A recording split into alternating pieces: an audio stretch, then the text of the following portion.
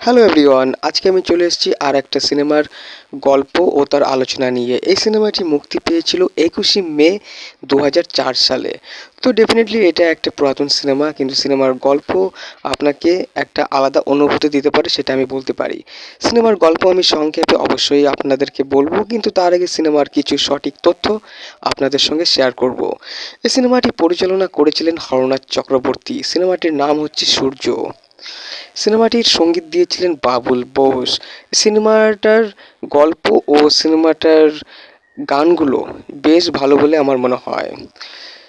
এই সিনেমাতে অভিনয় করতে দেখা গিয়েছিল প্রসেনজিৎ চট্টোপাধ্যায়কে, অনু চৌধুরীকে, দীপঙ্কর দেকে, রঞ্জিত মল্লিককে ও আরও অনেককে। এই মুভিটি actually family emotional action cinema. তো এই সিনেমাতে কিছু ইমোশনাল ব্যাপারও আছে, আর আছে কিছু অ্যাকশন দৃশ্য। সব কিছুর মধ্যে আছে ভালোবাসার গল্প। এই মুভিটা প্রডিউস করেছিল সিনজানি মুভিজ প্রাইভেট লিমিটেড, এবং এই মুভিটি ডিস্ট্রিবিউটও করেছিল সিনজানি মুভিজ প্রাইভেট লিমিটেড। এই সিনেমাটির বাজেট ও বক্স অফিস নিয়ে আমি কোনো তথ্য পাইনি, তবে আমার মনে হয় সেই সময় এই সিনেমাটা বেশ চলেছিল সিনেমা হলে। এই মুভিটার গল্প হচ্ছে একটা বড় ফ্যামিলি থেকে, যেই ফ্যামিলিতে থাকে বাইরের একটা ফ্যামিলি।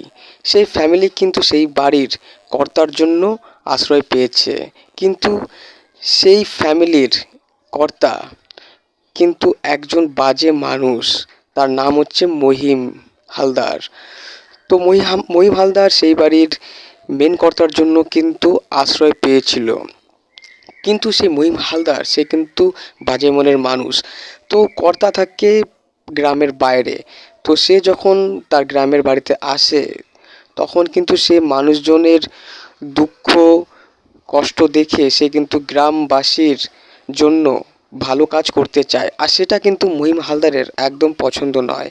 তাই মহিম হালদার তাইয়ের জন্য এবং তার সব সম্পত্তি নেওয়ার জন্য সেই কর্তাকে কিন্তু মেরে ফেলে। কর্তার একটা ছেলেও থাকে যার নাম সূর্য। সে বড় হয়ে প্রসেনজিৎ চট্টোপাধ্যায় হয়।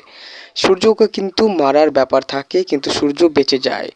আর সেই কর্তার খুনের দায় চাপিয়ে দেয় কর্তারই 4জন লোকের ঘাড়ে। তো সেই 4জনের মধ্যে 3জন তারা কিন্তু জেল খাটে, আর একজন রঞ্জিত মল্লিক সে কিন্তু সূর্যকে নিয়ে গ্রাম থেকে অনেক দূরে শহরে সে থাকতে শুরু করে। আর রঞ্জিত মল্লিক সে কিন্তু গ্যারেজের কাজ করে।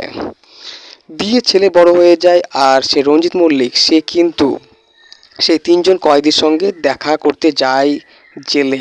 এই ব্যাপারটা যখন প্রসেনজিৎ জানতে পারে, অর্থাৎ সূর্য, তখন কিন্তু তার বাবাকে সে জিজ্ঞাসা করে এই ব্যাপারে। দিয়ে তার বাবা রঞ্জিত মল্লিক সে কিন্তু তার ওই ছেলেকে সব বলে। অ্যাকচুয়ালি রঞ্জিত মল্লিক তার নিজের বাবা না, কিন্তু তবুও তাকে বাবা বলেই সে ডাকে ছোট থেকে। দিয়ে যখন রঞ্জিত মল্লিক তার ওই ছেলেকে অর্থাৎ সূর্যকে সে সব কিছু খুলে বলে, তখন কিন্তু সে সূর্য সে কিন্তু চরম ক্ষিপ্ত হয়ে যায়, আর সে গ্রামের বাড়িতে সে চলে যায়। মহিম হালদারের মেয়ে সে কিন্তু প্রসেনজিৎকে খুব পছন্দ করে, আর মহিম হালদার সে প্রসেনজিৎকে নিজের জামাইয়ের মতো সে কিন্তু ভাবতে শুরু করে। কিন্তু সে সূর্য সে কিন্তু সেই মেয়েকে পছন্দ করে না। দিয়ে সূর্য গ্রামেই সে ছোট থেকেই একটি মেয়েকে পছন্দ করতো, আর সে তাকেই ভালোবাসে আজও। দিয়ে সূর্য তার পরিচয় দিয়ে সে কিন্তু বেরিয়ে যায় সেই বাড়ি থেকে। দিয়ে তারপরে সেই মহিম হালদার এবং তার লোকজন সূর্যের উপরে কিন্তু ক্ষিপ্ত হয়ে যায়। দিয়ে সেই কয়েদিগুলো ছাড়া পেয়ে সেই কয়েদিগুলো এবং রঞ্জিত মল্লিক তারা সবাই কিন্তু গ্রামে প্রবেশ করে। দিয়ে শুরু হয় দুই পার্টির মধ্যে ঝামেলা অশান্তি। দিয়ে তারপর অনেক মারামারির মধ্যে মহিম হালদার মারা যায়। রঞ্জিত মল্লিককেও সে মহিম হালদারের লোক কিন্তু মেরে ফেলে।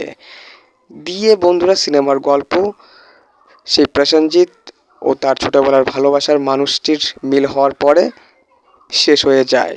তো ভিউয়ার্স, এই সিনেমাটা পরিচালনা করেছিলেন হরনাথ চক্রবর্তী, সঙ্গীত দিয়েছিলেন বাবুল বোস। সিনেমাতে প্রত্যেকটা ক্যারেক্টারের অভিনয় ছিল বেশ ভালো। সিনেমাতে কিছু অ্যাকশন দেখানো হয়েছে, আর কিছু ইমোশনাল ব্যাপারও আছে। তো আমার আলোচনাটি ভালো লাগলে লাইক, কমেন্ট, শেয়ার অবশ্যই করবেন, আর নতুন হয়ে থাকলে সাবস্ক্রাইব অবশ্যই করবেন। আপনাদের সাপোর্ট আমি চাই।